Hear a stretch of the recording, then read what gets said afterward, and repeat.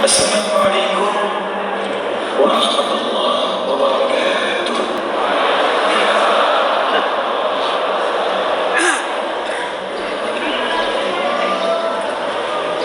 Alhamdulillah alladzi jama'ana fi hadzal sabah. Alhamdulillah alladzi ja'ala as-subha yatanafas. Alhamdulillah الذي شهد في هذا الصبح من صلاة الفجر فجعلها من أهم الصلاة فقال إن قرآن الفجر كان مشهودا. والصلاة والسلام على رسول الله الذي فضل صلاة الفجر مقترنة بصلاة العصر فجعلهما من أوسط الصلاة كما قال ربنا حافظوا على الصلوات والصلاة الوسطى وقوموا لله قانتين. فنصلي ونسلم على هذا النبي الكريم الرسول الأمين نبينا محمد وعلى آله وصحبه وذريته إلى يوم الدين. Wabah yang sama-sama kita muliakan dan kita senantiasa berdoa kepada Allah Subhanahu wa Ta'ala, semoga senantiasa dirahmati, dilindungi dan diberikan taufik oleh Allah Subhanahu wa Ta'ala guru kita Buya Bahyadi, Gubernur dari Sumatera Barat, yang membersamai salat dan kajian subuh kita di Masjid Jami Al-Kuning ini, hafizahullah ta'ala, yang kita hormati, dan juga membersamai kajian subuh kita kali ini Bapak Wali Kota Bukit Tinggi beserta jajarannya yang kami muliakan, saudara-saudariku para DKM masjid, juga ini mama tertib pandai, para ulama dan hadirin sekalian yang saya muliakan. Alhamdulillah, ini kali ketiga saya datang ke masjid ini. Pertama kali belum berbentuk seperti ini. Pertama kali datang suaranya masih lancar. 2016, jadi kurang lebih 4 tahun. 4 tahun itu cukup luar biasa perubahannya, dan mudah-mudahan masjid ini diberkahi oleh Allah Subhanahu wa Ta'ala. Apa itu subuh? Kita baru saja menunaikan salat subuh. Bagaimana pentingnya subuh dalam Al-Quran, juga dalam hadis Nabi Muhammad SAW, sehingga jangankan manusia, disebutkan dalam hadis Nabi, sampai malaikat pun, malaikat siang dan malam itu berebutan membersamai hamba-hamba yang menunaikan sholat subuh. Qala an Abi Hurairah radhiyallahu ta'ala an Nabi sallallahu alaihi wasallam fi rawahu al-Bukhari wa Muslim. Hadisnya disebutkan dalam Sahih Bukhari nomor hadis 555, di Sahih Muslim nomor hadis 632, yang meriwayatkan sahabat utama Abdurrahman bin Sakhar yang dikenal dengan sahabat kunyahnya Abu Hurairah. Dari Nabi sallallahu alaihi wasallam beliau bersabda, yata'aqabuna fiikum malaikatun bil-laili wa malaikatun bin-nahar yajtami'una fi salati al-'asri wa salati al-fajr. Akan berebut berdesak-desakan, berdatangan malaikat malam dan malaikat siang. Jadi malaikat yang bertugas di malam dan siang hari itu akan berkumpul membersamai orang-orang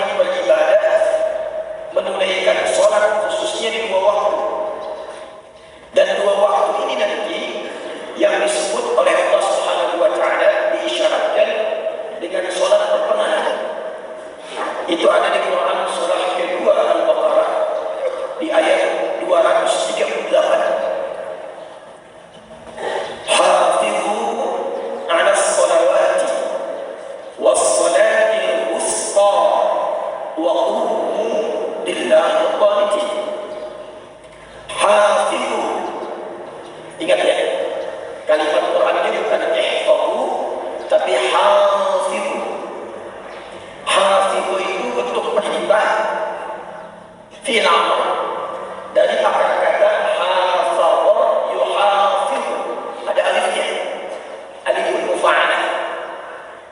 Kalau ihfazu dari akar kata hafidha yahfazu, hifdhan wa hafidhan.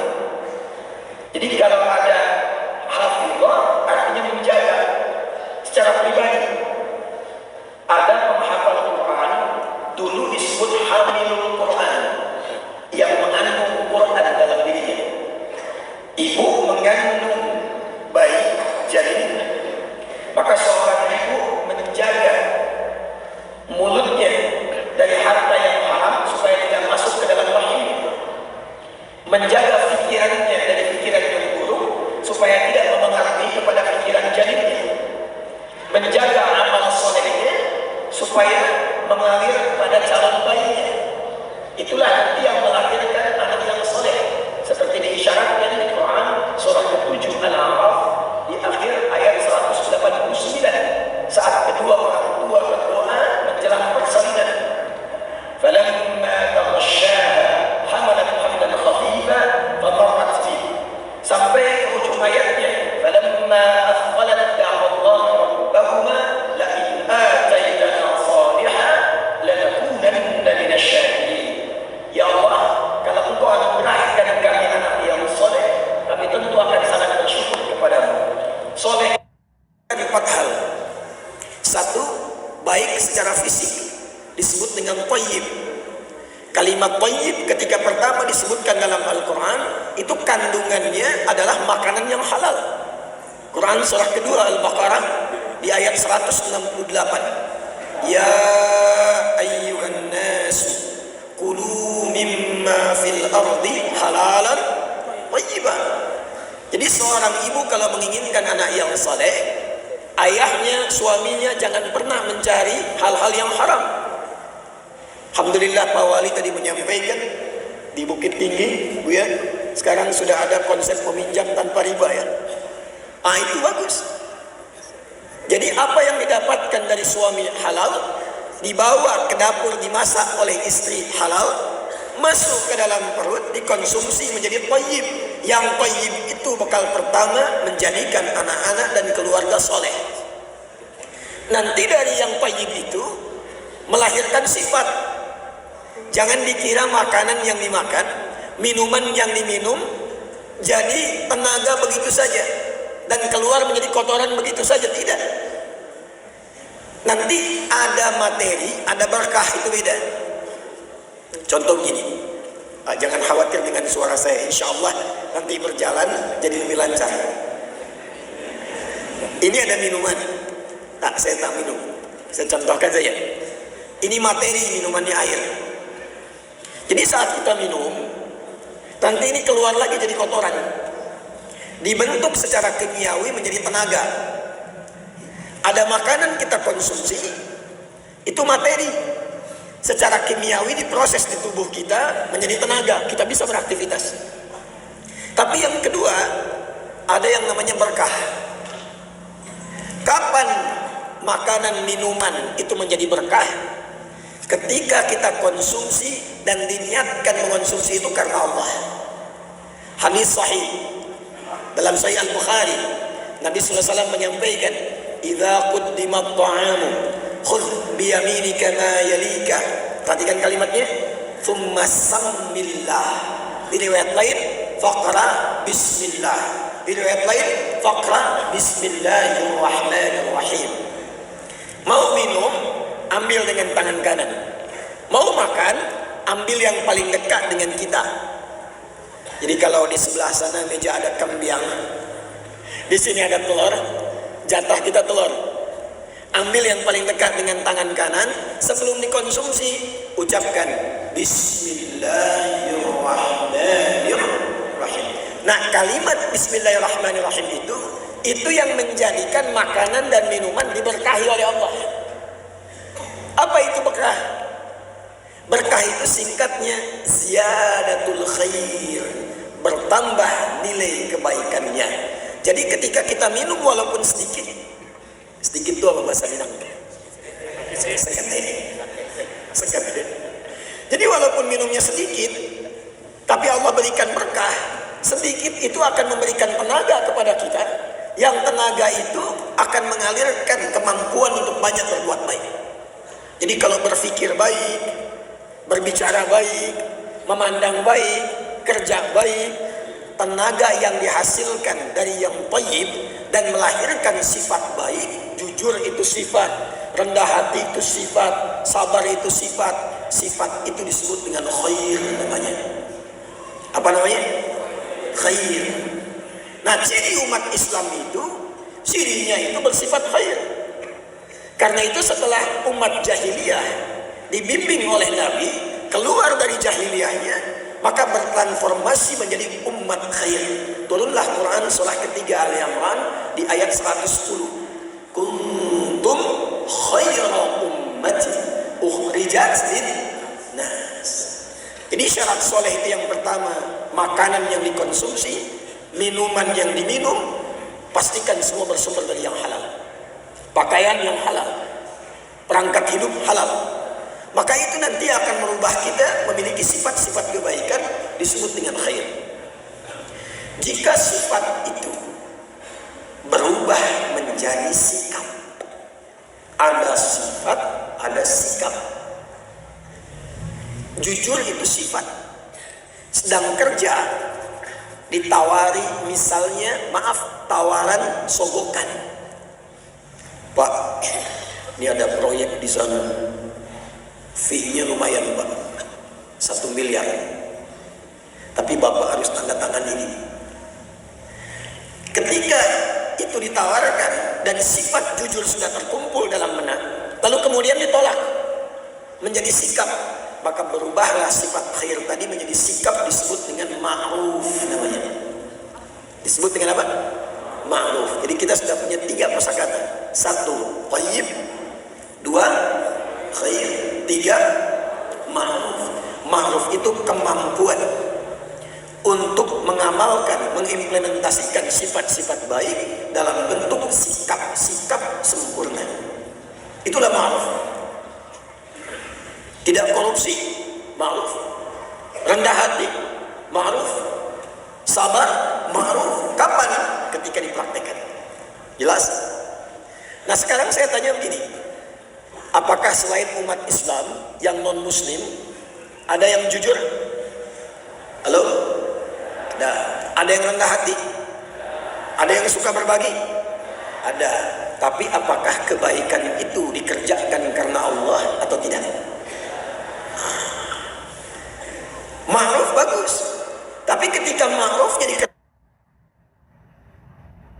menjadi yang keempat, disebut dengan ihsan. Disebut dengan apa? Ihsan. Apa itu ihsan? Hadis riwayat Muslim, nomor hadis yang ke-8. Saking pentingnya ihsan ini dikutip oleh Al-Imam An-Nawawi bahkan dalam kitab kecil yang 42 hadis, nomor hadis yang kedua, yang Al-Arba'in itu. An Abi Hafs Umar bin Khattab radhiyallahu ta'ala anhu qala bainama nahnu julusun 'inda Rasulillah sallallahu alaihi wasallam ittala 'alaina rajulun shadid bayad thiyab shadid sawad ash-sha'r la yura 'alayhi athar as-safar wa la ya'rifuhu minna ahad فجلس إلى النبي صلى الله عليه وسلم فأسند ركبتيه إلى ركبتيه ووضع كفيه على فخذيه فقال يا محمد أخبرني عن الإسلام فقال الإسلام أن تشهد أن لا إله إلا الله أن تشهد أن لا إله إلا الله وأن محمدا رسول الله وتقيم الصلاة وتؤتي الزكاة وتصوم رمضان وتحج البيت إن استطعت إليه سبيلا قال صدقت فعجبنا قال عمر فعجبنا يسأله فيصدقه فقال يا محمد أخبرني عن الإيمان فقال الإيمان أن تؤمن بالله وملائكته وكتبه ورسله واليوم الآخر وتؤمن tu'mina bil qadari khairihi wa syarrihi fa'ajibna yas'aluhu fayasdiquhu faqala ya Muhammadun akhbirni 'anil ihsan faqala al ihsanu an ta'budallaha ka'annaka tarahu fa in lam takun tarahu fa innahu yarah. Perhatikan terjemahannya. An ta'budallaha. Perhatikan cara menerjemahkannya. Engkau menjadikan semua aktivitasmu sebagai ibadah karena Allah. Jadi ada terjemah singkat hanya menggarisbawahi engkau beribadah kepada Allah.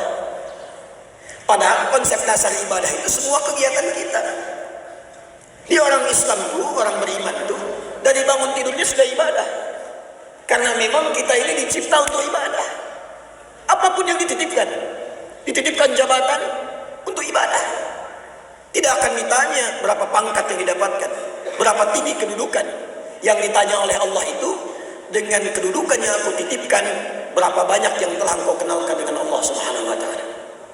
Berapa kebijakan yang bermanfaat, berapa kemuliaan yang telah ditebarkan. Harta itu kalau dititipkan, bukan ingin membuat kita menjadi hamba yang terhormat hanya untuk menunjukkan kita kaya, bukan.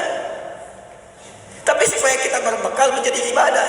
Nggak akan ditanya berapa banyak yang dikumpulkan. Kamu statusnya crazy rich yang keberapa di Sumatera Barat? Tidak akan ditanya begitu. Yang ditanya dengan harta itu, seberapa jauh kita bisa dibimbing untuk mendekat kepada Allah Subhanahu wa ta'ala. Itu saya lihat tadi datang ke sini kendaraannya banyak macet di luar. Ada yang motor, ada yang mobil, mereknya macam-macam. Pertanyaan saya, dari semua kendaraan yang pernah digunakan itu, berapa banyak pernah digunakan untuk ibadah? Jangan-jangan punya sepeda sampai subuh ini baru dipakai untuk bolak-balik jalan-jalan olahraga saja, itu akan dihisap. Berapa banyak pernah dipakai ke majelis ta'lim? Berapa banyak pernah dipakai menunaikan sholat?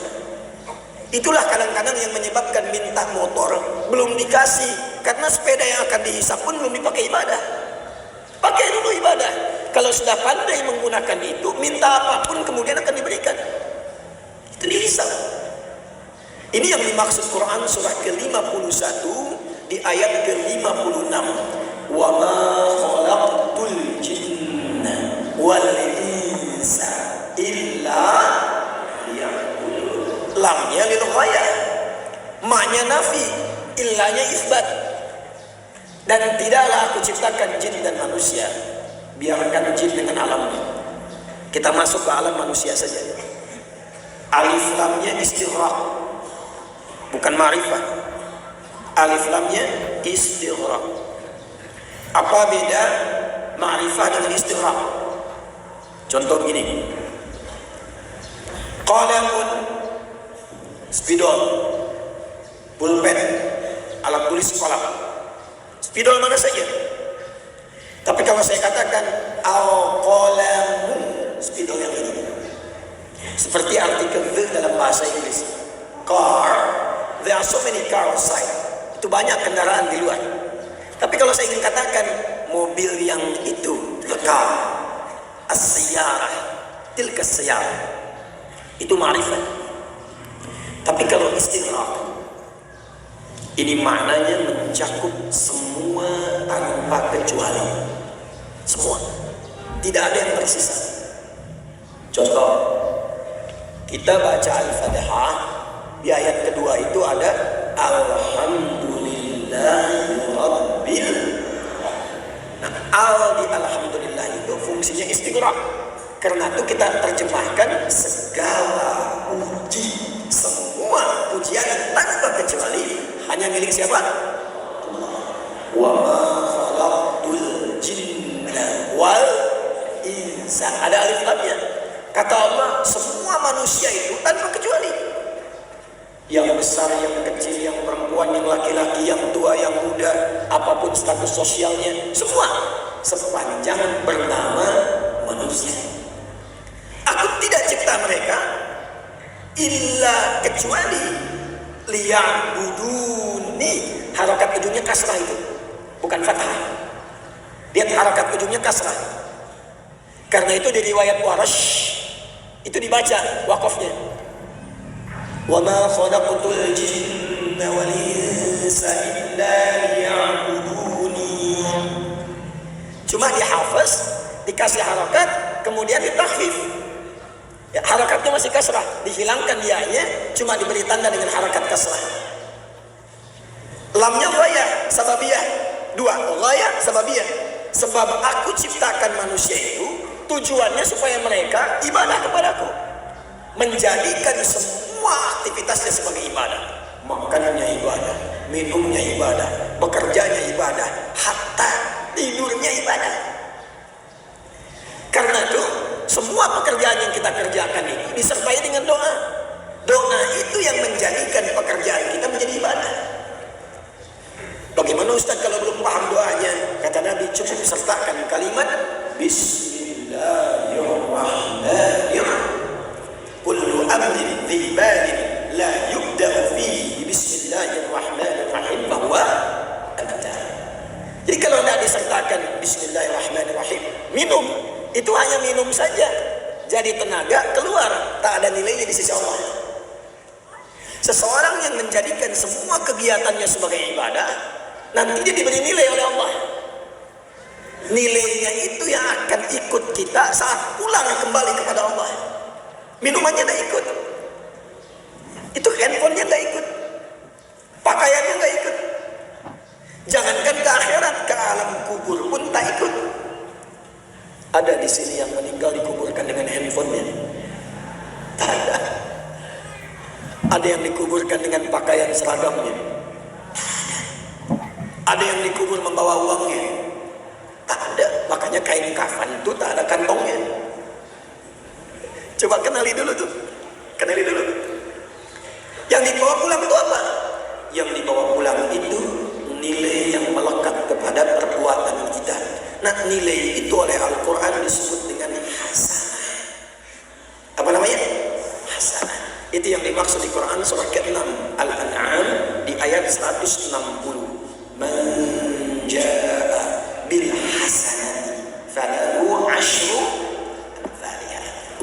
Bismillahirrahmanirrahim. Minum kalimat Bismillahirrahmanirrahim itu yang menuliskan kemudian menjadi hasanah. Setiap dikerjakan 10 nilai. Jarak 1 ke 2, 2 ke 3, 3 ke 4, 500 tahun. 500 tahun. Nanti tergantung amal. Kalau sedekah, infak, paling minimal 700 kali lipat. Kalau Quran, setiap hurufnya 10 kebaikan. Itu disebut dengan hasanah. Nah, kalau kita kerjakan semua itu yang ikut ke akhirat. Dan itu yang ditampakkan sejak dalam keadaan sakaratul maut. Hasanah itu ditampakkan, hasil ibadahnya. Dari situ ditunjukkan tempat pulangnya ke surga. Itu yang dibacakan imam kita tadi. Rakaat pertama, Quran surah 89 di ayat 27 sampai ayat 30. Ya ayyatuhan nafsul irji'i ila rabbiki radiyatan. Perhatikan, fadkhuli fi ibadi wadkhuli. Kapan dapat jannah itu? Ketika punya hasanah. Dari mana hasanah itu? Dari amal soleh. Kapan ada amal soleh? Ketika ada iman. Karena itu ketika disebutkan kalimat surga pertama dalam Al-Quran, itu yang ditampakkan iman lalu amal soleh. Al-Baqarah ayat ke-25. Wa basyiril ladzina amanu iman wa amilus salihat, amal soleh. Anna lahum jannati tajri min tahtihal. Jadi hidup kita itu idealnya dipakai ibadah. Hasanah itu nanti ditampakkan di akhirat. Di dunia kita kerjakan, di akhirat ditampakkan. Itu yang selalu kita mohonkan pada Allah. Ya Allah, mohon bimbing supaya semua kegiatan kami menjadi hasanah. Dunia hasanah, akhirat hasanah. Disitulah kita berdoa mengutip Quran surah kedua ayat 201. Wa minhum may yaqul rabbana atina fid dunya wa fil akhirati wa qina. Sikap menjadikan semua aktivitas sebagai ibadah sehingga mendapatkan hasanah, sikapnya disebut dengan ihsan. Sikapnya disebut dengan apa? Ihsan. Gabungan thayyib, ihsan, menjadikan semua kegiatan karena Allah. Gabungan 4 ini yang menyatukan dan menjadikan kata yang kelima disebut dengan soleh. Jadi amal itu baru soleh kalau ada iman. Amal itu baru soleh kalau dikerjakan karena Allah. Karena itu orang-orang yang tidak beriman sekalipun berbuat baik itu nggak disebut soleh dalam Quran. Disebutnya amal saja. Sayyidah Aisyah radhiyallahu ta'ala anha pernah berkonsultasi pada Nabi sallallahu alaihi wasallam. Ya Rasulullah, itu si fulan orang baik. Dia suka donasi, bantu masyarakat, perbaiki sarana prasarana. Cuma dia belum beriman. Bagaimana status dia di hadapan Allah? Bagaimana status amalnya? Itu seketika tak menunggu lama turunlah Quran surah ke-25 ayat 23. Perhatikan ayatnya. Wa qadimna ila ma 'amilu min 'amalin. Tak ada solehnya, cuma amal saja. Wa qadimna ila ma 'amilu min 'amalin faj'alnahu haba'an manthura. Kalau ada orang yang belum beriman, atau ada orang beriman ikut-ikutan seperti orang yang belum beriman, maaf, saya katakan belum beriman, selalu saya pegang kalimat ini supaya saya berharap bisa beriman. Jika ada orang masih hidup belum beriman, dia berbuat baik, apa saja itu, perbaiki fasilitas, perbaiki jalan, nyumbang ini, nyumbang itu, dengan keadilanku, kata Allah, Allah adil, dengan keadilanku akan dibalas perbuatan baik itu di dunia. Karena dia berbuat di dunia, dibalas di dunia. Tapi ke akhirat tak bisa ikut, karena kunci untuk mendapatkan rahmat Allah di akhirat iman hasanah.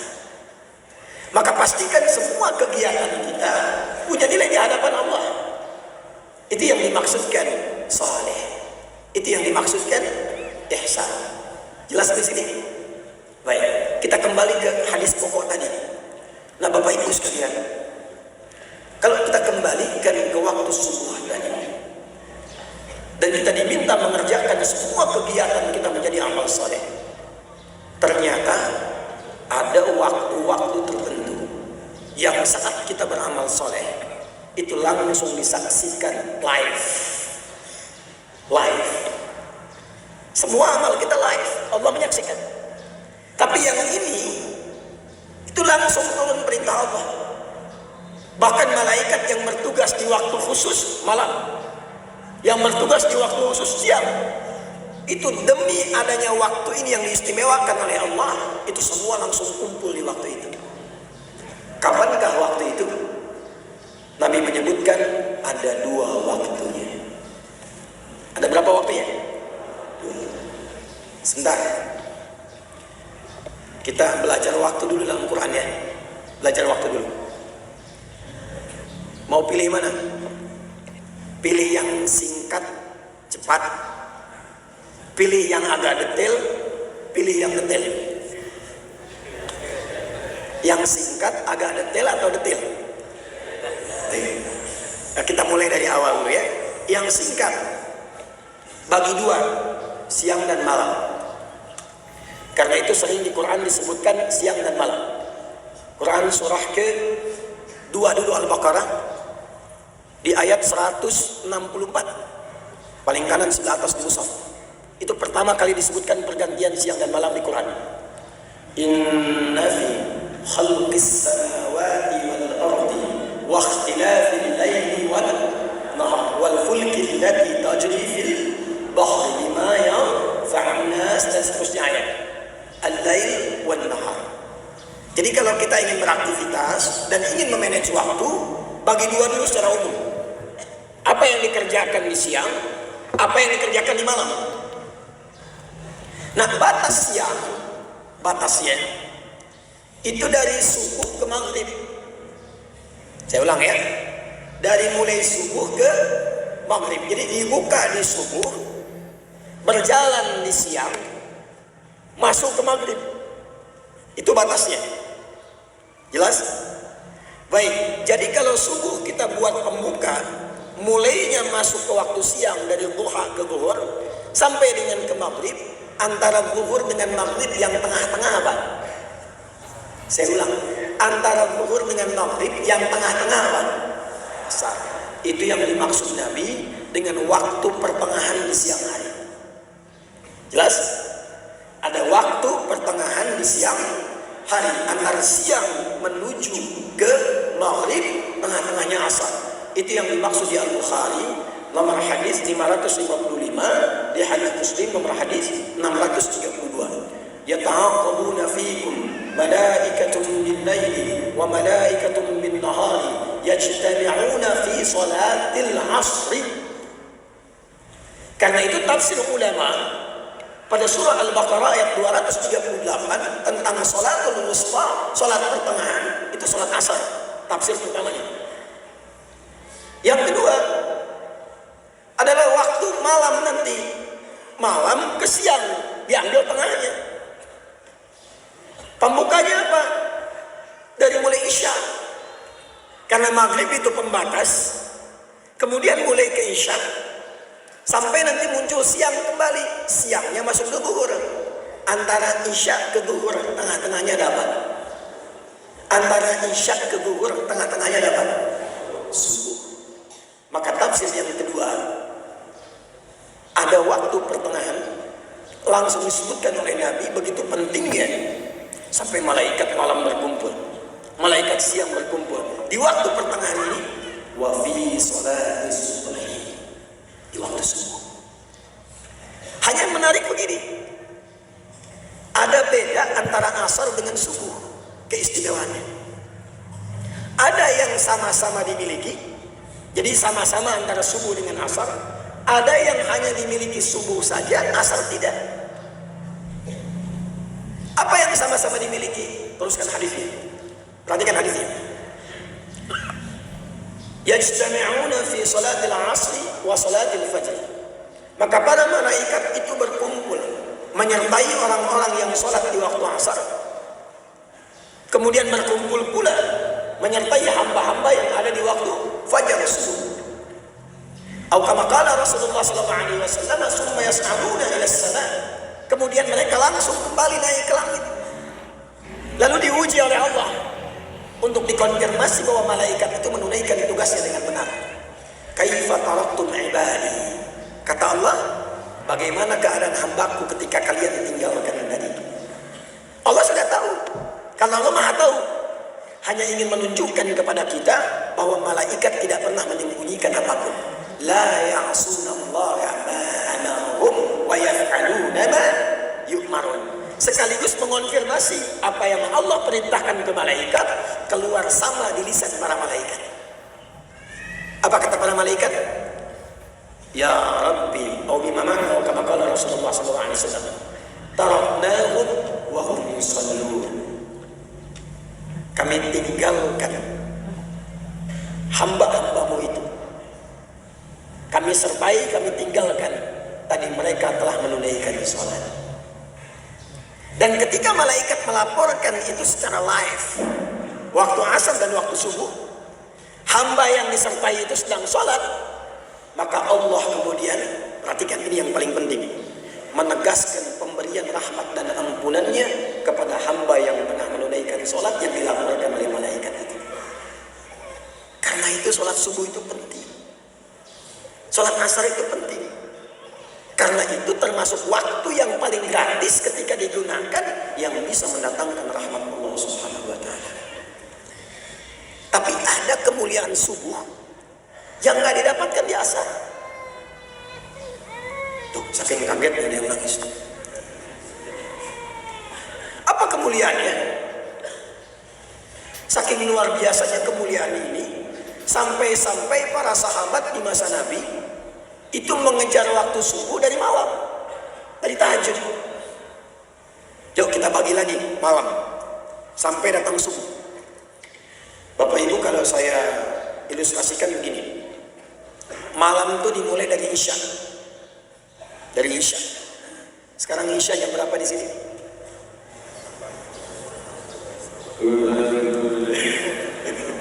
Mesti hafal waktu sholat.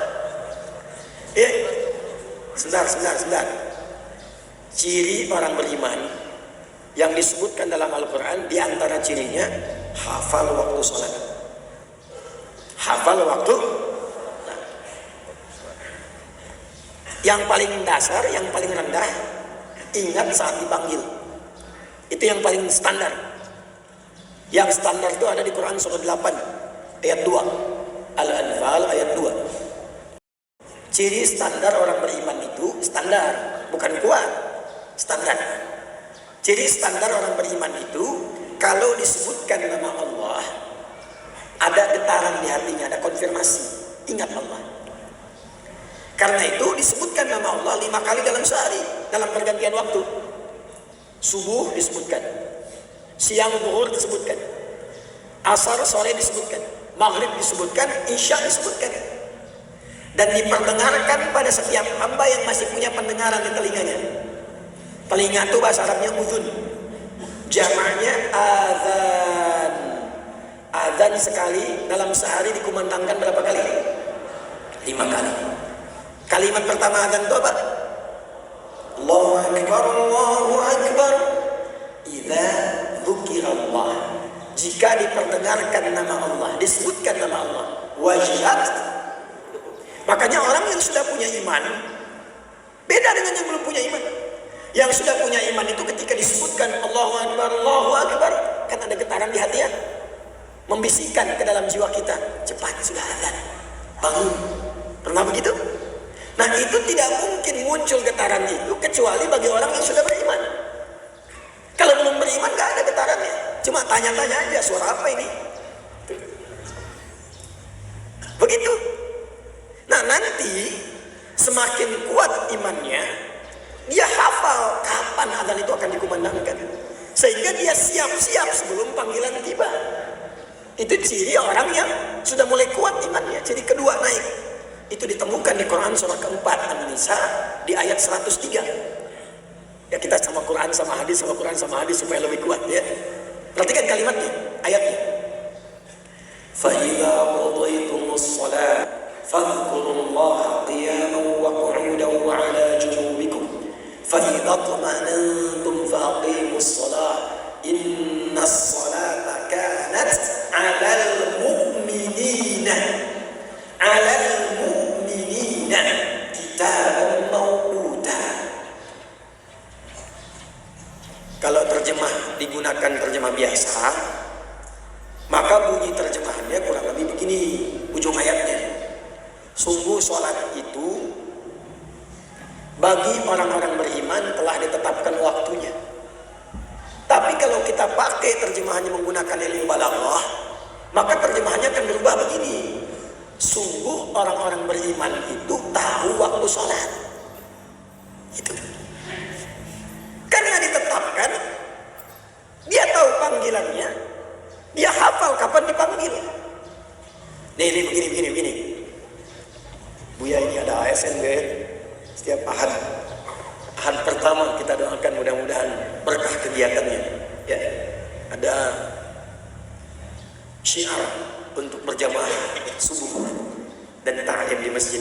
Jadi kalau tiap sholat begini terus ini masya Allah. Ya, jaya Islamnya, makmur negerinya, dan insya Allah berkah serta ampunan Allah diturunkan kepada penduduk. Tak cukup dengan amin, nanti zuhur begini juga, asar begini juga. Ya, balik. Kalau masuk kerja biasanya jam berapa? Dari teman-teman dari PDN di sini segalanya. Ya. Jam 7 masuk. Jam 7 ya. Saya tanya begini. Karena sudah tahu waktu masuk jam 7, berangkatnya jam 7 atau sebelum jam 7? Orang yang tahu jam kerjanya jam 7, maka dia akan mempersiapkan diri sebelum jam 7. Dia bangun lebih awal. Dia siapkan pakaian. Dia setrika dari malam. Dia semir sepatunya. Bukan jam 7 kerja, jam 7 berangkat. Bukan. Jam 7 sudah di tempat, sebelum jam 7 sudah siap-siap. Itu kalau tahu waktu. Tapi kalau tak tahu waktu, tiba-tiba dapat absen, jadi telepon dicari-cari, sudah masuk kamu kemana? Hanya dia siap-siap tuh datang, oh sudah masuk tuh. Nah orang beriman itu kalau tahu waktu sholat, dia akan siap-siap sebelum tibanya waktu sholat. Itu cara memahami. Tapi pertanyaan besarnya, kalau dipanggil manusia saja hafal waktunya dan siap-siap sebelum itu, kenapa ketika pencipta kita memanggil kita tidak punya persiapan untuk datang? Padahal manusia yang memanggil kita itu belum tentu memberikan solusi atas masalah kita. Pinjam uang aja belum tentu dipinjami. Punya kebutuhan belum tentu dibantu. Punya masalah belum tentu diselesaikan. Sedangkan Allah saat memanggil kita, itu dari awal memanggil, dari panggilannya sudah menjanjikan kepada kita akan menuntaskan semua persoalan kita, membahagiakan kita, menyukseskan kita, menuntaskan persoalan sehingga melahirkan kebahagiaan dan kesuksesan. Dalam bahasa Arab disebut dengan falahun. Apa namanya? Falah.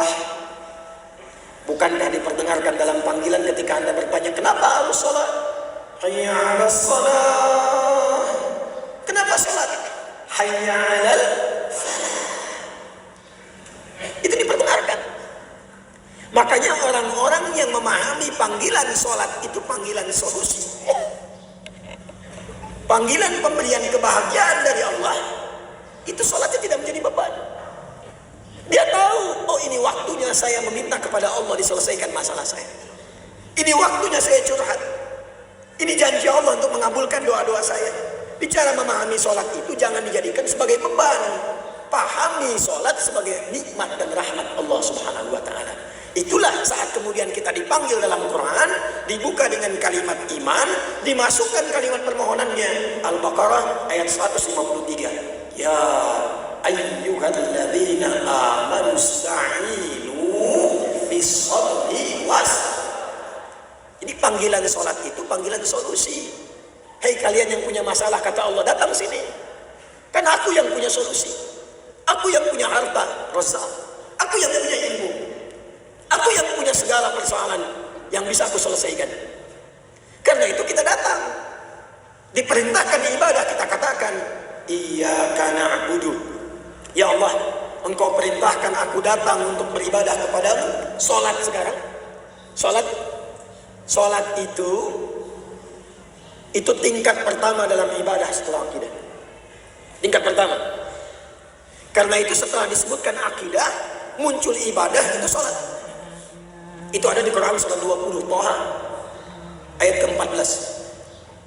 Innani anallahu la ilaha illa ana, akidah. Fa'budni, ibadah. Wa aqimis sholata li dzikri, salat. Karena itu bersanding bersamaan, akidah, ibadah, salat. Makanya dalam Quran salat disebut iman. Salat disebut iman. Jadi ciri orang beriman dengan yang belum beriman itu nampak pada salatnya. Al-Baqarah ayat 143. Wa ma kana Allahu liyudhi'a imanakum. Salat disebut iman. Makanya semua nabi yang pernah bertugas di bumi itu semuanya salat. Bukan hanya kita, semua nabi. Kenal Nabi Isa? Kenal. Kayaknya kalau ada yang kenal Nabi Isa langsung sembuh ini. Nabi Isa salat. Buka Quran surah 19 Maryam dari ayat 31 sampai 33. Ketika masuk 33 itu, wa ja'alani mubarakan aina ma kuntu wa awsani bis shalah. Nabi Isa salat. Nabi Musa sebelumnya agak jauh salat. Tadi yang surah Thaha ayat ke-14 itu untuk Nabi Musa. Nabi Zakaria alaihissalam. Nabi Zakaria itu pamannya Maryam, sepupunya ke Imran. Jadi Imran itu punya istri namanya Hannah. Hannah punya kakak namanya Eliasobat, dikenal dengan Elisabeth.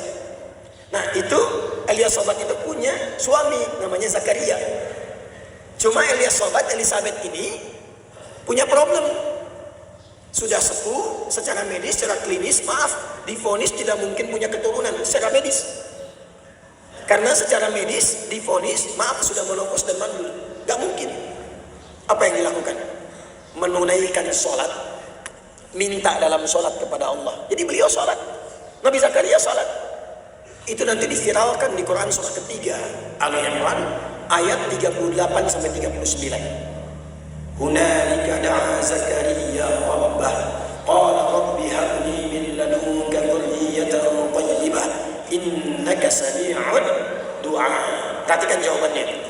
Fanadatul malaikatu wa huwa qa'imun yusalli fil mihrab.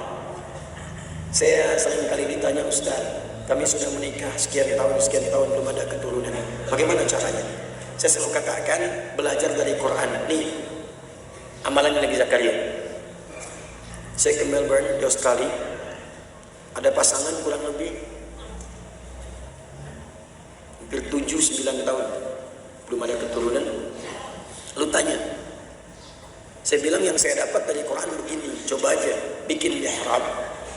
Mihrab itu tempat khusus untuk ibadah, tak disertai apapun. Mihrab itu keutamaannya, satu, cepat mengabulkan doa.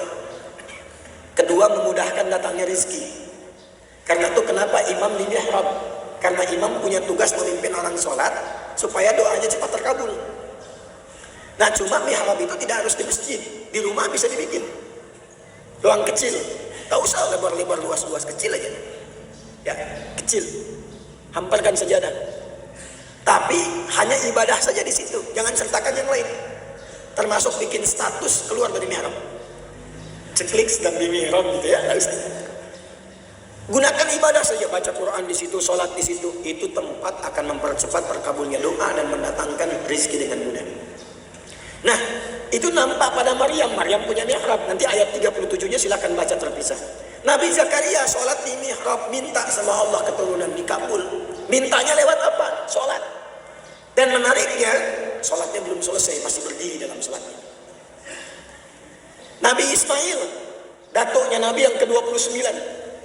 Dari Nabi Muhammad ke Nabi Ismail itu 29 generasi. Itu bahkan memerintahkan kepada semua keluarganya supaya sholat. Saking pentingnya sholat.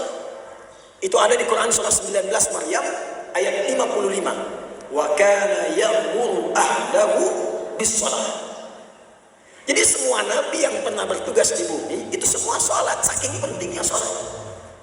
Muhammad sallallahu alaihi wasallam bin Abdullah bin Abdul Muttalib bin Hashim bin Abdul Manaf bin Qusay bin Murrah bin Kilab bin Ka'ab bin Ghalib bin Fihr bin Malik bin Nadar bin Kinana bin Khuzaimah bin Mudrika bin Ilyas bin Nizam bin Mudar bin Ma'an bin Adnan bin Abdi bin Adli bin Muqawwam bin Nahur bin Tafih bin Ya'ud bin Nabit bin Yasjud bin Ismail alaihissalam bin Ibrahim alaihissalam bin Azar bin Nahur bin Amir bin Kinan bin Arfakhshad bin Sam bin Nuh alaihissalam bin Matusyarah bin Kinan bin Anwas bin Idris bin Adam alaihissalam.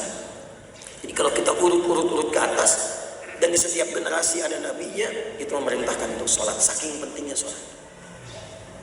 Nah, dalam sholat itu kita ditunggu, kita ibadah. Kita katakan iyyaka na'budu.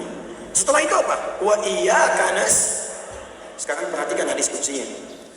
An Abi Hurairah radhiyallahu ta'ala anhu qala an-nabiy sallallahu alaihi wasallam qala Allah azza wa jalla. Perhatikan kalimatnya, saya langsung ke ujungnya saja. Wa idza qala al-'abdu iyyaka na'budu wa iyyaka nasta'in. Jika seorang hamba masih berdiri, belum sujud, masih berdiri dalam salat dan mengucapkan kalimat iyyaka na'budu wa iyyaka nasta'in, ya Allah, Engkau panggil aku supaya sholat, sekarang aku sholat ibadah hanya kepadamu.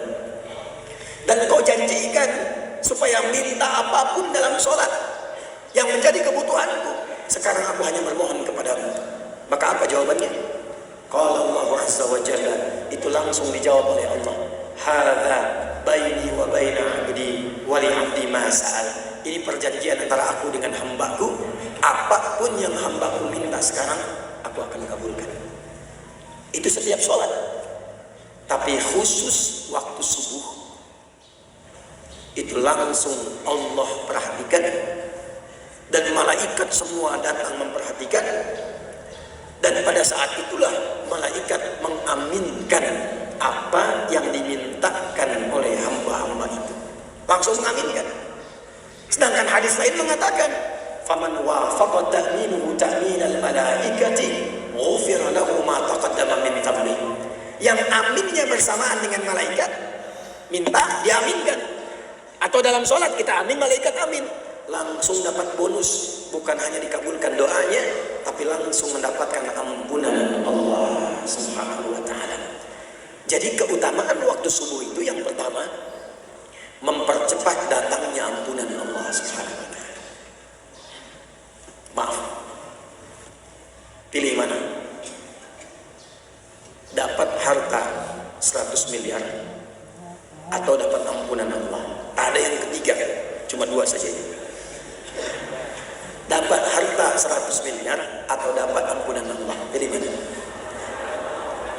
Masa suaranya lemah sekali. Ampunan Allah. Oh, ini tidak pede, ini ada sesuatu itu. Ingin ampunan Allah, tapi sekarang kok mohon maaf tuh. Ada yang meninggalkan Jumat karena ngejar proyek. Ada yang bahkan bekerja yang pekerjaannya bersamaan dengan waktu sholat. Padahal dia tahu dalam sholat bisa mendatangkan rezeki. Nah, subuh itu spesial. Spesial. Karena itulah langsung disebutkan dalam Al-Quran, Allah menegaskan tentang keutamaan ini. Quran surah 17 ayat 78. Aqimis salata liduluki syamsi ila ghasaqil laili. Tunaikan salat dengan benar dari mulai tergelincir matahari. Zuhur dulu disebutkannya, sampai ke malam tiba, sampai ke isya. Zuhur, asar, maghrib, isya. Ini standar. Tapi subuh diakhirkan. Subuh urutannya diakhirkan. Wa Qur'anal fajr. Inna Qur'anal fajr kana. Perhatikan. Yang empat disebutkan sholat, tapi yang subuh redaksinya oleh Al-Quran ditegaskan dengan nama Quran. Quran bukan hanya sholatnya. Ternyata yang penting di waktu subuh itu bukan hanya sholatnya, tapi semua bacaan yang disampaikan di waktu subuh langsung dipersaksikan. Kalau doa dikabulkan, kalau istighfar diampuni, kalau minta rahmat diberikan. Itu subuh. Karena itulah ada orang-orang yang berburu waktu subuh karena tahu waktunya. Oh, ini jam 4.45 di Sumatera Barat. Maka dia bangun karena tahu waktu, dia siapkan jam 3 bangun. Ada yang setengah 4. Jadi 4.45 ada, jam 3 sudah bangun. Karena tahu ada waktu yang istimewa. Bahkan dia kejar menjelang subuh. Ada waktu menjelang subuh, itu disebut sahar namanya. Misal subuh 4.45, 15 menit sebelum subuh itu disebut dengan saharun, sin ha ra. Jamaknya disebut dengan ashar. Ini di sini saya mau berikan rahasia. Tapi ini di antara kita saja. Jangan bilang-bilang ya. Di sini aja. Ya. Bu.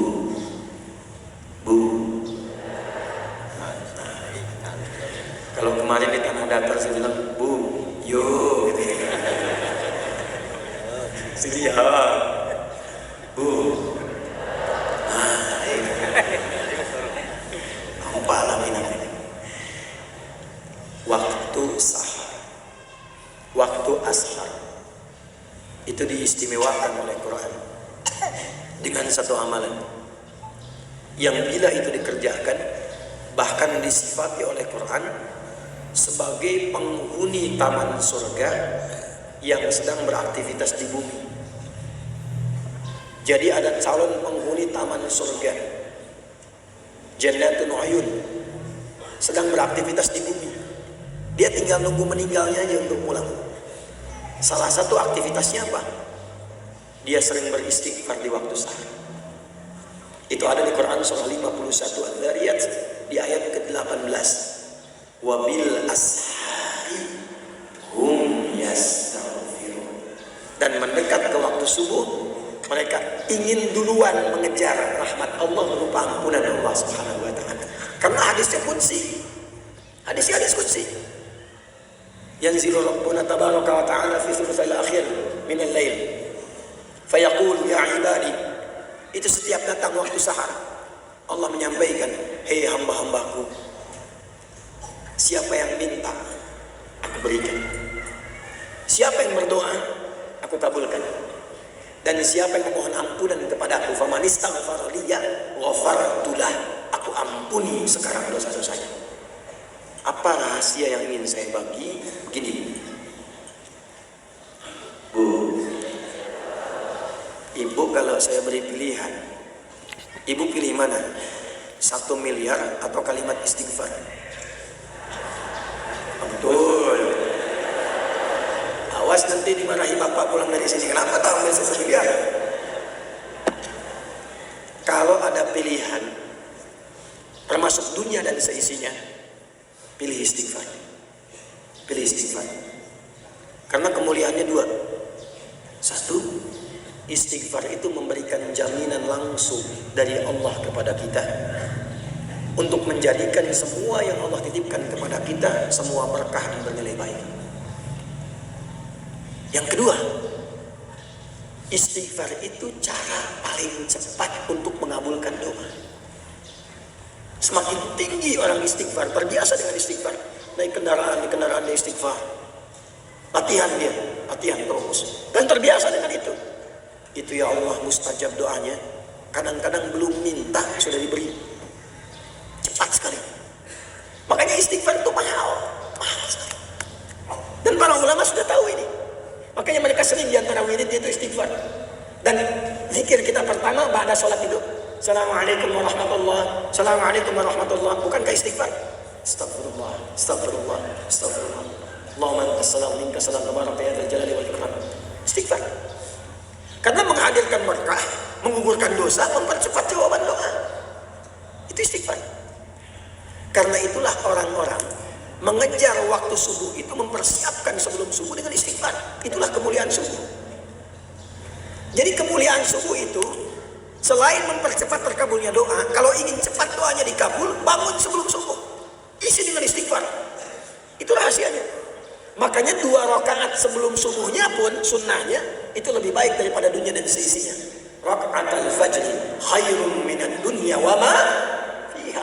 Sebab untuk apa dapat dunia dan seisinya kalau tidak mendapatkan ampunan Allah Subhanahu wa taala? Untuk apa?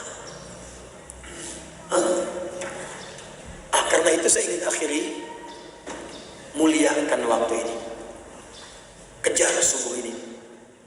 Karena seorang sahabat bernama Abdullah bin Abi Umi Maktum, usianya sepuh, matanya saya lebih senang mengistilahkan begini, ditutup oleh Allah untuk tidak melihat maksiat lagi. Orang menyebutnya dengan buta, saya lebih senang menyebut ditutup oleh Allah untuk tidak melihat maksiat lagi, sehingga ringan hisab matanya. Datang kepada Nabi SAW, saya akhiri, Ja'a ila Nabi sallallahu alaihi wasallam faqala atau kama qala, ya Rasulullah ya Ali ya Rasul, ya Rasulullah, boleh enggak saya subuh dapat keringanan? Zuhur masih banyak penonton, sampai Isya masih bisa iktikaf. Tapi subuh jarak saya agak jauh dari rumah dan ke masjid. Dari rumah ke masjid agak jauh, sulit menemukan penuntun. Boleh enggak saya sholat subuhnya di rumah? Sepuh, mata tak lihat, kondisi masjidnya jauh dari Masjid Awal Kuning ini.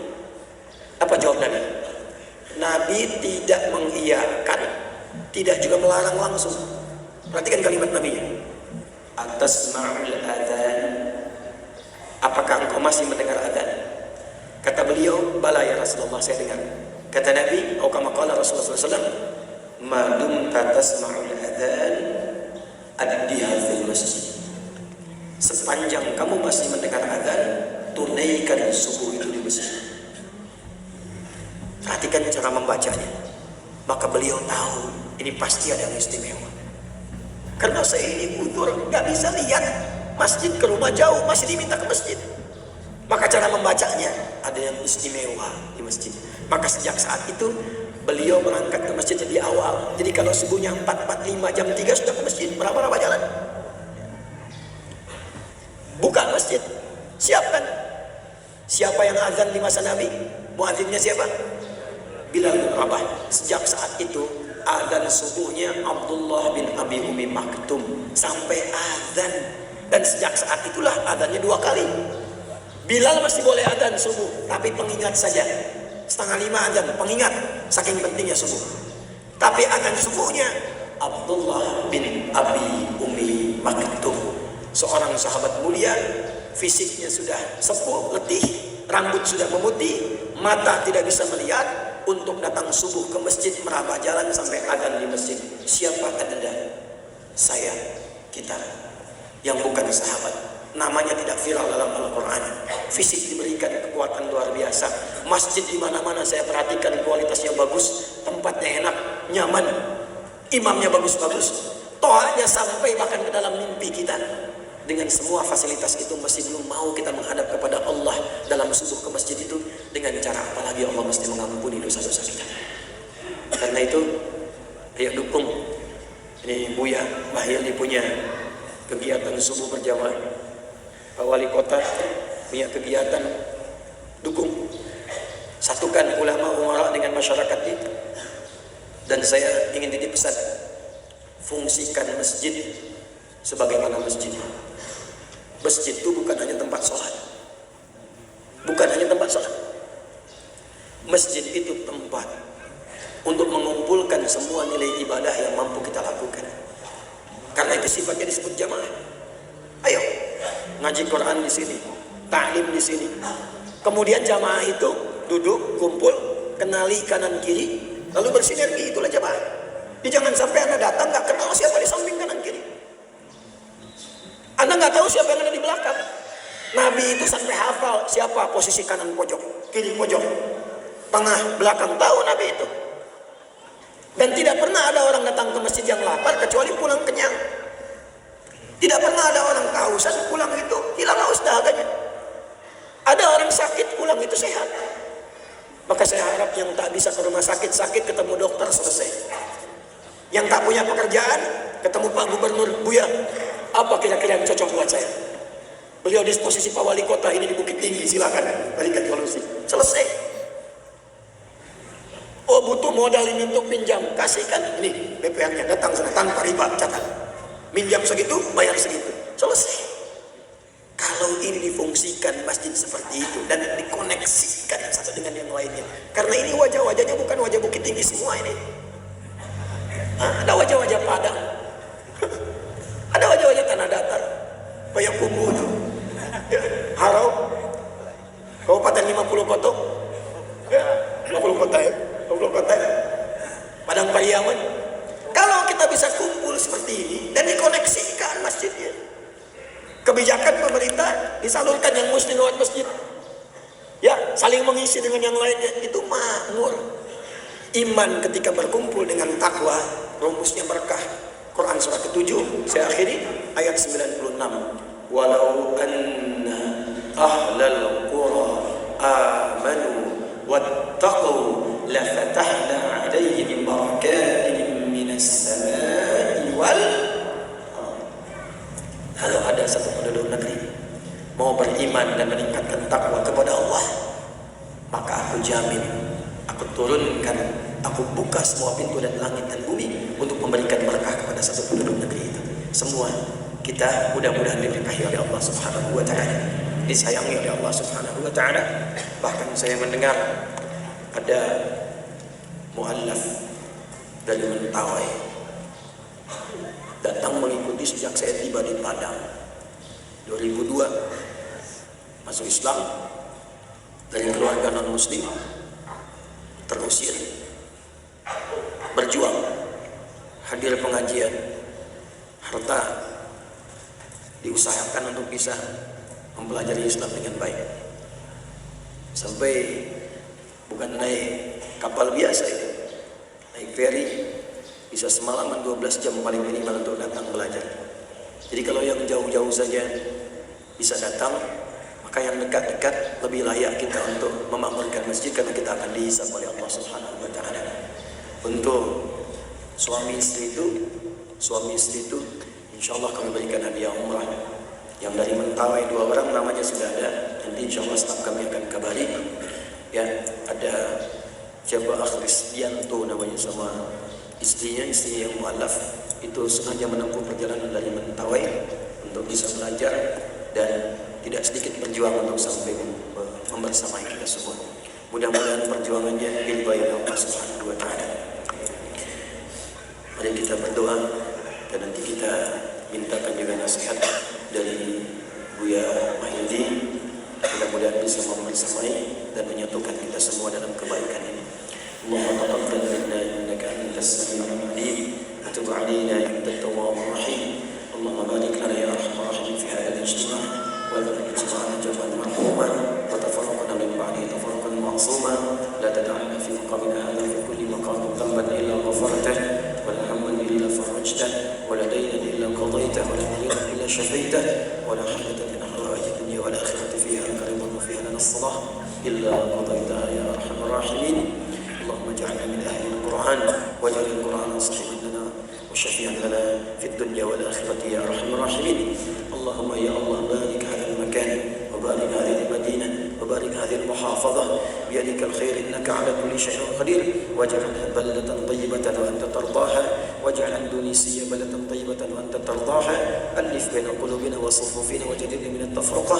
اللهم انصر إخوتنا في فلسطين وفي العراق وفي أفغانستان في كل مكان مبتلين بقولك يا الله بقولك يا أرحم الراحمين. ربنا آتنا في الدنيا حسنة وفي الآخرة حسنة وقنا عذاب النار. صلى الله على سيدنا محمد وعلى آله وصحبه أجمعين. سبحان